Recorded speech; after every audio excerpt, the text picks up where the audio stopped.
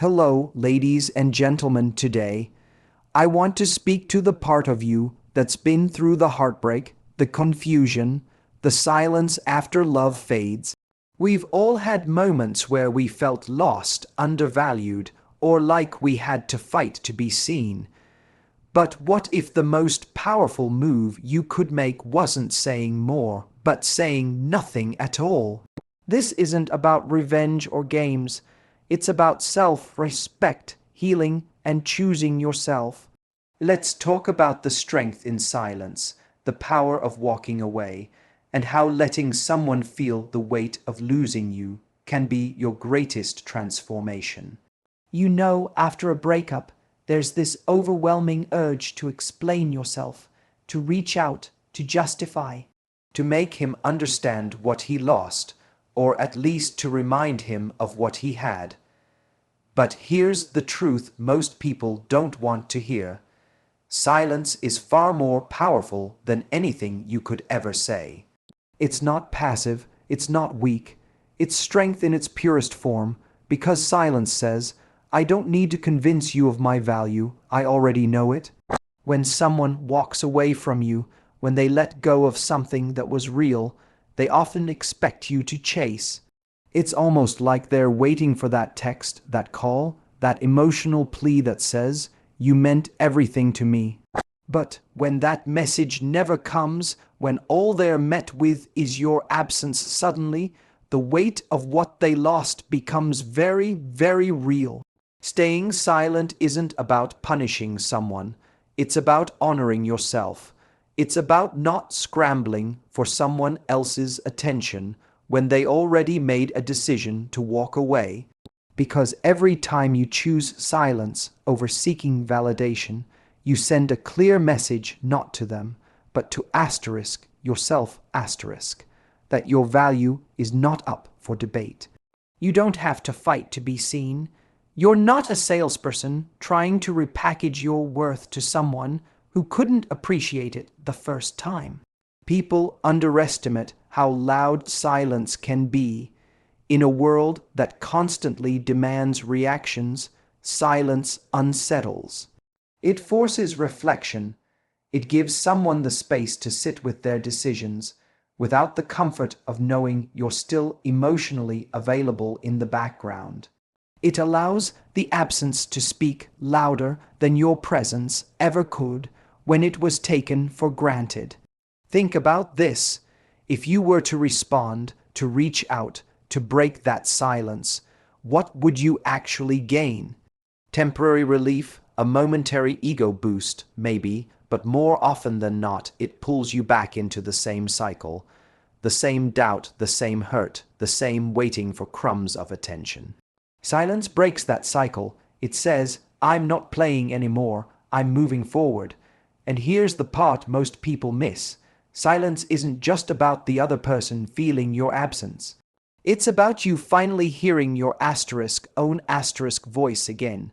In the quiet, you rediscover what you actually want, what you deserve, and what you're no longer willing to accept. That's when healing begins. Not when they come back with an apology, but when you no longer need one to feel whole. Sometimes the most powerful thing you can do is say absolutely nothing.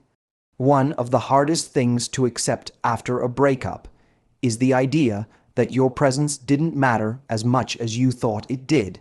There's this voice in your head saying, if I don't remind him of who I was in his life, he'll just forget. He'll move on like it meant nothing. But that's exactly where we get it wrong. What truly leaves an impact on someone is not your effort to prove your worth after they've let go. It's your absence. It's the undeniable silence where there used to be warmth, attention, laughter, and love. People often assume they can walk away and still have access to you. They think you'll always be there in some capacity, liking a story, sending a birthday text, staying in the background just enough to remind them they haven't truly lost you. But when you remove yourself completely, when you let them feel the reality of life without your energy, your attention, your presence, that's when the truth hits. It doesn't happen instantly. Sometimes it takes days, sometimes weeks or months. But make no mistake, when you were someone who brought real love, support, and connection into a person's life, your absence is impossible to ignore. It starts to show up in the quiet moments, their morning coffee without your texts, the nights out that don't feel as fun anymore, the victories they no longer get to share with you. That's when the weight of losing you starts to settle in. You don't have to announce your departure. You don't need some grand declaration of silence. Just stop showing up for someone who stopped showing up for you.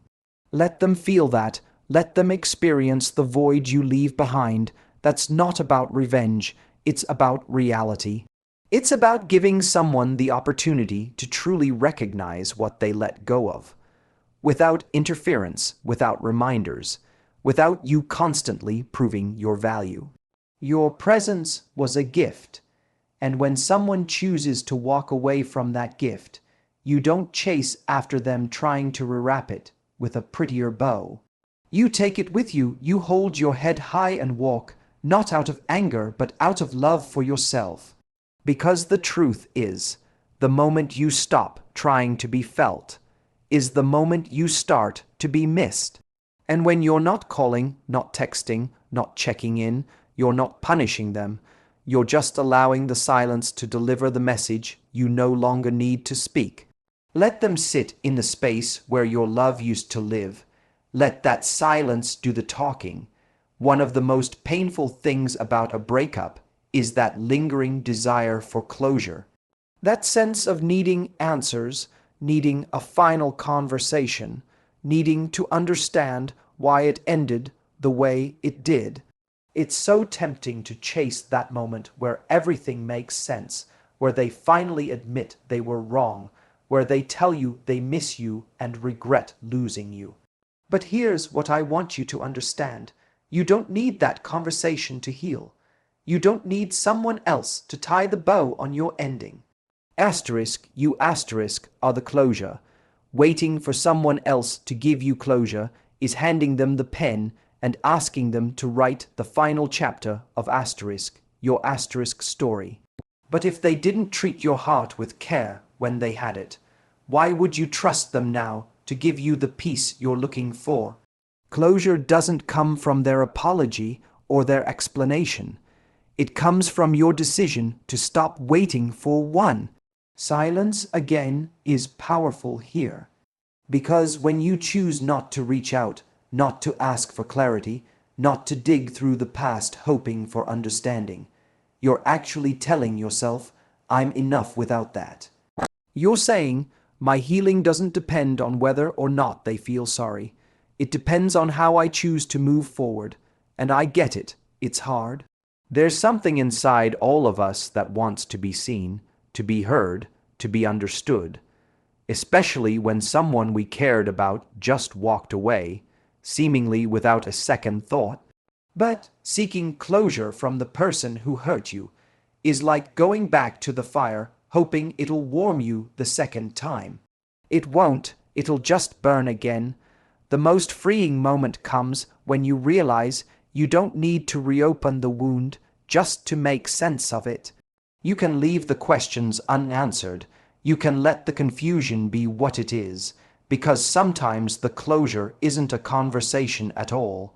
It's a quiet decision. A decision to stop showing up where you're not valued. A decision to stop wondering what could have been and start focusing on what will be. A decision to stop revisiting pain in hopes of rewriting it. When you pull back, when you stop reaching out for explanations, it might feel like you're walking away with nothing. But what you're actually walking away with is your power, your dignity, your peace. You're choosing yourself over the fantasy of what could have been if only they'd acted differently. You don't need one last text. You don't need one last phone call. You don't need to hear him say he's sorry. You're the one who decides when the story ends. And it ends the moment you stop waiting for someone else to validate the pain they caused. You are the closure. After a breakup, especially one that left you confused or hurt, it's so easy to forget who you were before it all. You start questioning everything: your worth, your attractiveness, your value in someone's life. That's the emotional hangover of being tied to someone who didn't fully see or honor your value. But the truth is, that version of you, the one who gave, who cared, who showed up fully, that person is still there. They just got a little buried beneath someone else's inability to appreciate them. This is where silence becomes something more than a response. It becomes a turning point. Because when you stop pouring your energy into someone who didn't protect it, you create space to pour that energy back into yourself. And that's not just about self-love in a vague, feel-good kind of way. It's about rebuilding your sense of identity. It's about remembering that your value isn't measured by how much someone else wants to keep you. It's measured by how deeply you know your own worth, even in the face of someone who walked away. When you go silent, you're not just stepping back from them. You're stepping back into yourself. And in that space, you begin to reconnect with everything you stopped doing because your attention was so wrapped around them. The hobbies you put on hold, the confidence that faded slowly with each unanswered text, the version of you that didn't shrink or second guess. That person is still there. They're just waiting for you to come home. You'll start to realize that being single after heartbreak isn't a punishment, it's a gift. It's a chance to rebuild without interference, to focus on what makes you feel alive, rather than what makes you feel anxious. Because here's what happens: the more you invest in your own growth, the less you crave the validation of someone who couldn't value you. The more you begin to enjoy your own company, the less interested you become in proving anything to the person who left. And you'll notice something strange happen during this time. The silence you once thought was so lonely starts to feel peaceful, empowering even, because in that silence you're not missing them as much as you thought you would. You're missing *U*, and that realization, that's when everything changes, because once you start rebuilding yourself, worth on your own terms, no one can take it from you again. You become the one who sets the standard.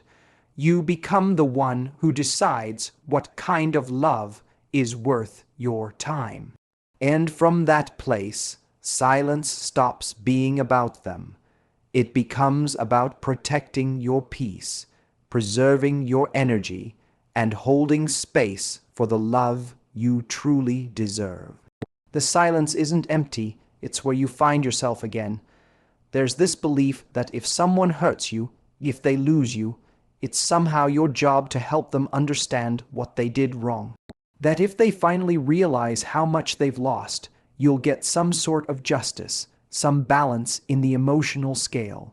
But here's the truth: it's not your responsibility to guide someone through the consequences of their own choices.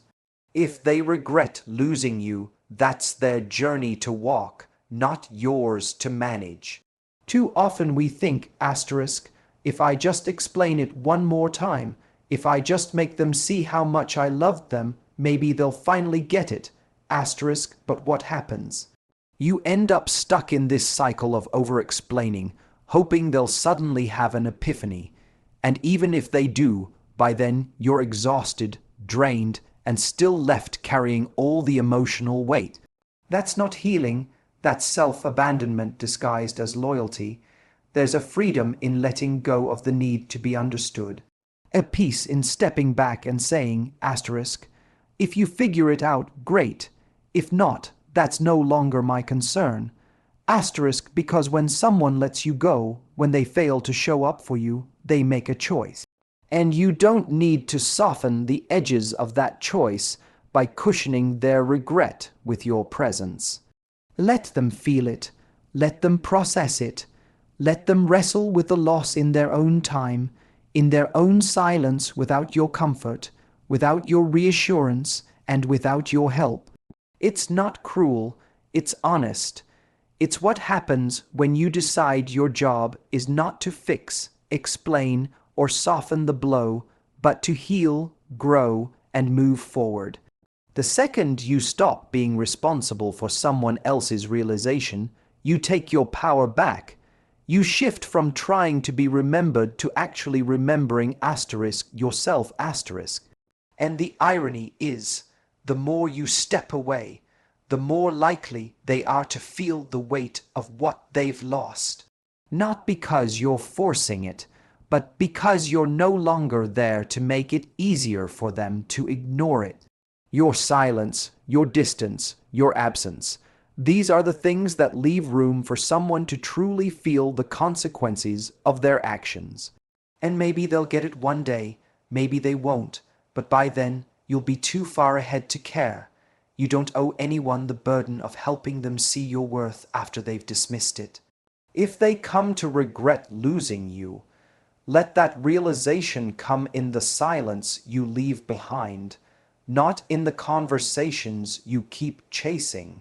Their regret is theirs to carry, not yours to manage. There comes a point in your healing where you have to decide, am I going to keep replaying the past, or am I going to rise above it? That's where silence becomes more than just distance from someone who hurt you. It becomes a declaration of who you're becoming. Because silence isn't about ignoring someone to hurt them. It's about choosing not to entertain what no longer serves you. It's about elevating yourself beyond the level of conversations, situations, and people that keep you small. When you go silent, you're not just walking away from them. You're walking toward something better, toward peace, toward growth, toward a version of yourself that doesn't need to beg for love, explain your worth, or prove you're enough. And that shift doesn't happen when you stay caught up in what they're thinking, whether they miss you or if they're regretting it. That shift happens when you make a conscious decision to stop letting their choices define your future. It's easy to fall into the trap of thinking silence is empty, like nothing's happening, but that quiet space is where everything is happening. It's where clarity comes in. It's where self-respect gets rebuilt. It's where you start to feel yourself again, not the version of you who was constantly checking your phone, wondering where you stood, hoping for more, but the version of you who's grounded, clear, and not available for the same pain twice. Because let's be honest, how many times have you gone back into a situation thinking, maybe this time will be different, only to find yourself right back where you started? Elevating isn't about hoping someone else will change. It's about realizing you have changed. And once you've started valuing your peace, your time, and your energy, you won't be so quick to give it away just because someone suddenly remembers how good you were to them. You don't need to answer the call. You don't need to send the reply. You don't need to revisit what broke you to prove you've healed. Your strength is in the question you're worth restraint, the ability to say, I could go back, but I won't. Not because you're bitter, but because you've finally outgrown the version of you who settled for less than what you deserve. And here's the beauty in all of it. When you choose to elevate, you stop reacting and start creating. You build a life that's bigger than the pain, fuller than the regret, and richer than the past. You start attracting people and experiences that match the new standard you've set. And suddenly, the silence isn't about them anymore. It's about your own transformation. You don't need to go back and prove anything to anyone. You just need to keep becoming someone they'll never have access to again.